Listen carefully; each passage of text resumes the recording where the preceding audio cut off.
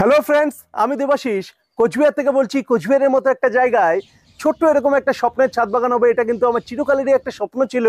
আজকে দীর্ঘ কয়েক বছরের প্রচেষ্টায় স্বপ্ন কিছুটা বাস্তবায়নের মুখে। এখানে দেশি বিদেশি বিভিন্ন হাইব্রিড ভ্যারাইটি রয়েছে, যেই ভ্যারাইটিগুলো ছাদ বাগানের জন্য একদমই সুইটেবল এবং ছাদ বাগানে ব্যাপক পরিমাণে ফলন দিয়ে থাকেন। যারা নিয়মিত ভিডিও ফলো করেন তারা অলরেডি জানেন, যারা নতুন তাদের জন্য জানাচ্ছি, এই সমস্ত ভ্যারাইটি নিয়ে যদি আপনারা ছাদ বাগানে রোপণ করেন তাহলে ইজিলি কিন্তু আপনারাও এভাবে ফলন পেতে পারবেন। বর্তমানে ছাদ বাগানে যে সমস্ত আম গাছ রয়েছে সমস্ত গাছই কিন্তু মুকুলে ভরে গিয়েছে এবং এই মুকুলগুলো থেকে বেশ কিছু গাছে ফলের গুটিও বেঁধেছে। এবার এই গুটিগুলোকে আমরা কিভাবে রক্ষা করব বা মুকুলের কিভাবে পরিচর্যা করব, এই বিষয় নিয়ে আজকের এই ভিডিও। ইতিপূর্বে মুকুল আসার সময় কি স্প্রে দিতে হবে এ নিয়ে একটি ভিডিও আপলোড করেছিলাম।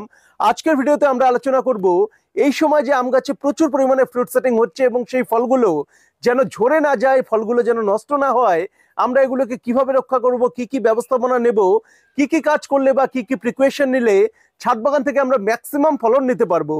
চলুন তাহলে ভিডিওটি সম্পূর্ণ দেখে নেওয়া যাক। আশা করি ভিডিওটি যদি আপনারা শুরু থেকে শেষ অবধি সম্পূর্ণ দেখেন, আম গাছ সম্পর্কে সমস্ত কোয়েরি আপনাদের সল্ট আউট হবে এবং আপনারাও ইজিলি ছাদ বাগানে প্রচুর পরিমাণে আম ফলাতে পারবেন। এই সময় আমের মুকুলগুলো নষ্ট হওয়ার একটা মূল কারণ কিন্তু আবহাওয়ার তারতম্য।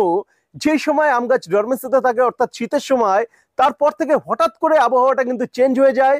এই সময় হঠাৎ করে প্রচন্ড পরিমাণে গরম আসে, অনেক জায়গায় বৃষ্টি বর্ষা হচ্ছে, আবার আমাদের এখানে বর্ষার কোনো লক্ষণ নেই।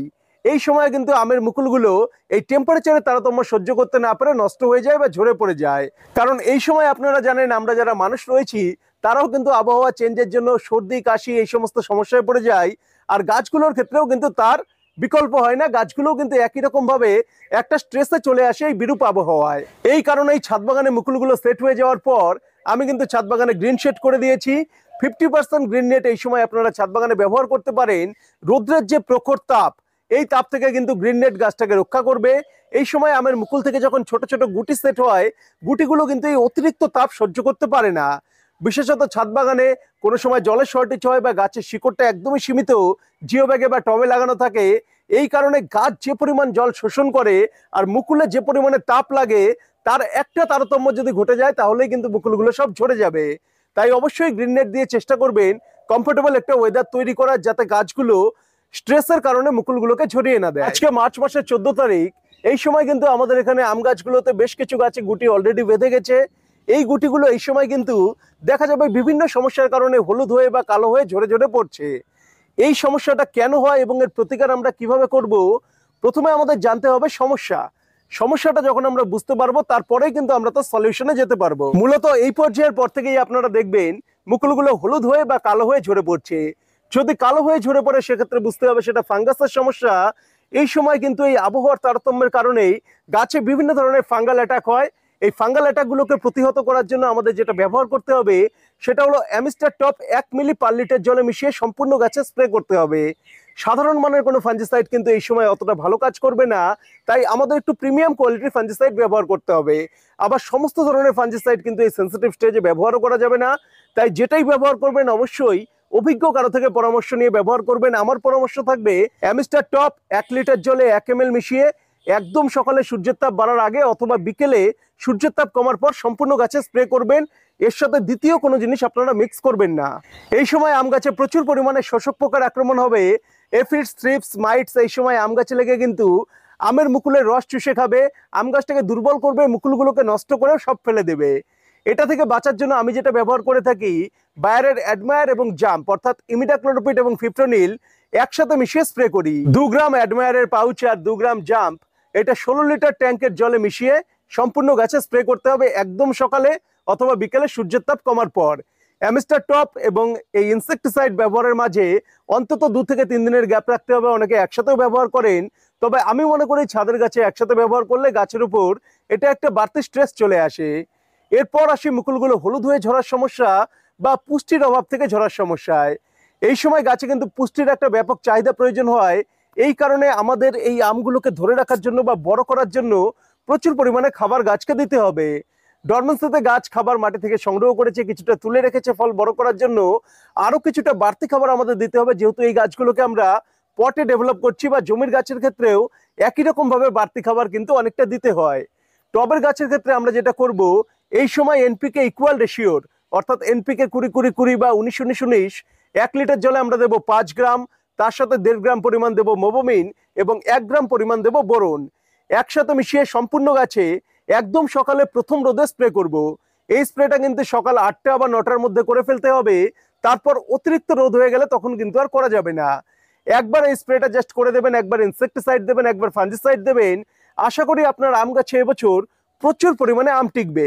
ইনসেক্টিসাইড ব্যবহারের ক্ষেত্রে একটা বিষয়ে খেয়াল রাখবেন, আম গাছে মুকুল যখন এরকম ফোটা অবস্থায় থাকবে সেই সময় কিন্তু আম গাছে স্প্রে দেওয়া যাবে না। মুকুল এসেছে ফুল ফোটেনি এই সময় স্প্রে দেওয়া যাবে, আবার মুকুল এসে গুটি বেঁধে গেছে সেই সময় স্প্রে দেওয়া যাবে। মাঝের স্টেজে অর্থাৎ ফুল ফোটা অবস্থায় কিন্তু কোনো রকম স্প্রে দেওয়া যাবে না, দিলে কিন্তু আপনার গাছে পলিনেশন এফেক্টেড হতে পারে বা মুকুলগুলো নষ্ট হতে পারে। এই সময়ে কোনো রকম রাসায়নিক খাবার কিন্তু আমরা মাটিতে প্রয়োগ করি না। রাসায়নিক খাবার প্রয়োগ করার জন্য একটু বর্ষা আসা প্রয়োজন।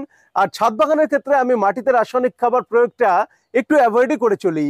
আপনারা যারা মিশ্র জৈব সার ব্যবহার করেন, হাড় গুঁড়ো, শিংকুচি, সর্ষের খোল সমস্ত কিছু মিশিয়ে গোবর সার বা ভার্মি কম্পোস্ট, যার কাছে যেটাই অ্যাভেলেবেল আছে কিনা, মিশ্র খাবার দেওয়ার জন্য কিন্তু আরেকটু ওয়েট করা দরকার। অর্থাৎ আমগুলো আরেকটু বড় সাইজ হলে সেই সময় আমরা গাছের গোড়ায় মিশ্র খাবার দেব।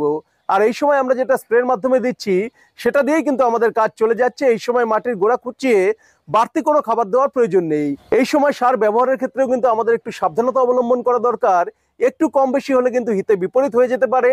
তাই যতটুকু বললাম তার বাইরে বাড়তি কোনো কিছু না করাই ভালো। যারা আমাকে ফলো করেন বা বিশ্বাস করেন যে আমার পরামর্শ মতে করলে আপনার বাগানটা আরো ভালোভাবে হবে। যারা গার্ডেনার ফ্রেন্ড ফলো করেন, বেশিরভাগই নতুন ছাদ বাগানে যারা রয়েছেন, তাদের উদ্দেশ্যে একটা কথা বলবো, আমের নতুনত্ব জাতের থেকে আমের পরীক্ষিত জাতের দিকে আপনারা বেশি নজর দিন।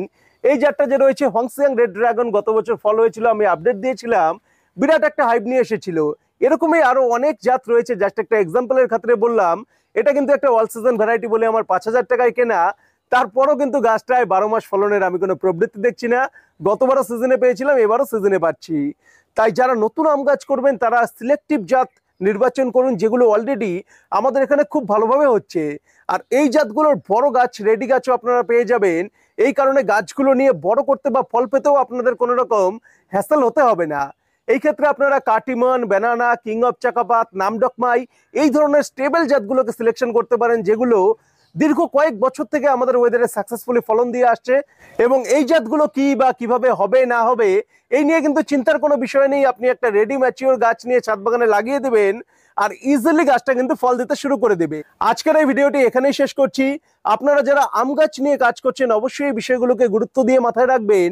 আর অতিরিক্ত কোনো যত্ন বা অতিরিক্ত কোনো কেয়ার কিন্তু করতে যাবেন না। গাছ যত্নের অভাবে জানা নষ্ট হয় বা যা না ফলন ক্ষতিগ্রস্ত হয়, তার চেয়ে বেশি ক্ষতিগ্রস্ত হয় অতিরিক্ত যত্নে। তাই যত্নটা আপনারা একটু সতর্কভাবে করবেন। গাছ রোপণ থেকে পরবর্তী সার স্প্রে সবকিছুই নিয়ন্ত্রিতভাবে করবেন, কারণ এগুলোর অতিরিক্ত ব্যবহার কিন্তু গাছের ক্ষতি ডেকে আনে। আজকের এই ভিডিওটি এখানেই শেষ করছি। সকলে ভালো থাকবেন, ধন্যবাদ।